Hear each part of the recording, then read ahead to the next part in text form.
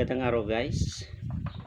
Kung nagbabalik sa aking channel, ngayon ang ating gagawin ay ating papaliguan si Whitey ng Madre Cacao kasi ang daming galis. Oh, nakakaawa eh. Kukuha tayo sa sariwang Madre Cacao, ating i-blender yung ating ipapaligo kay Whitey.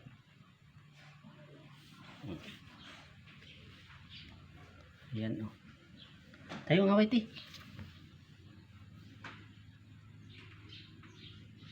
Yan. Ating kukuha ng Madre Cacao yan.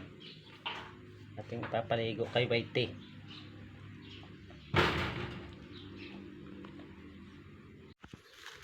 Okay guys, ito na ang Madre Cacao. Yan. Kukuha tayo niyan at ating papaliguan na si Whitey.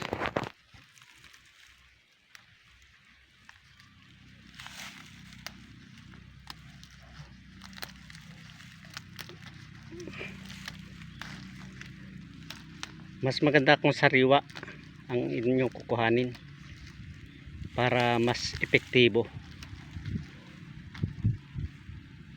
Yan, katulad nito, sariwa to eh. Yan.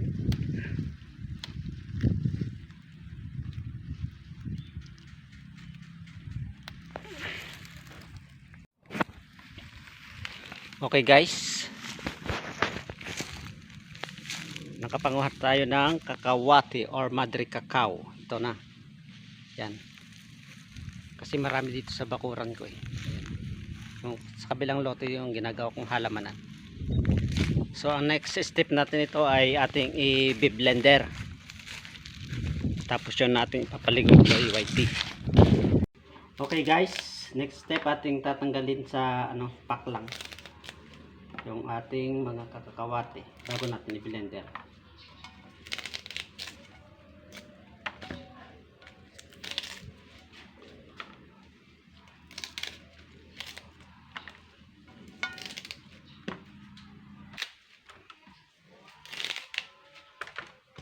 Okay guys, ito na yung ating mga Madre Cacao. I-blender natin yan.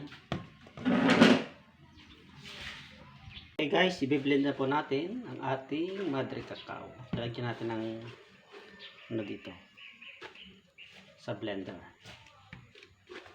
Yan, tapos lalagyan natin ng tubig.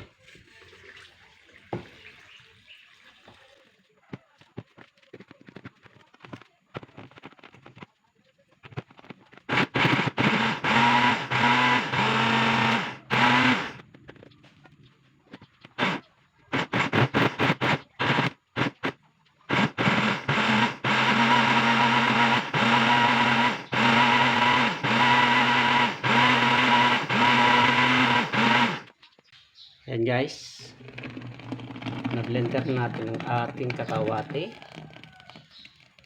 Ayan na siya. Ipapaligo natin yan kay Whitey. Okay?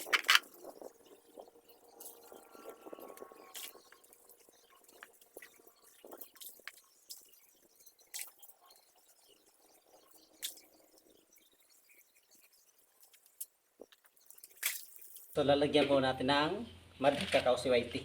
Lalagyan ko ng iba niyan. Ayan. Ito.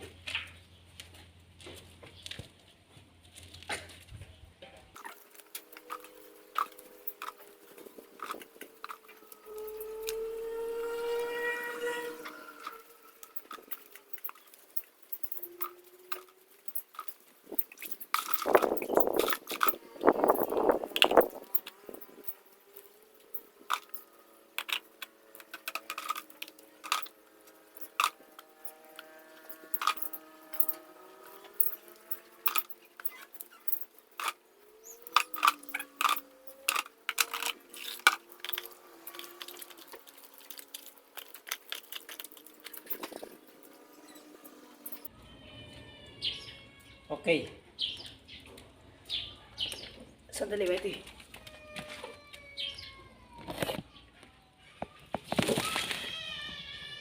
Yan na po.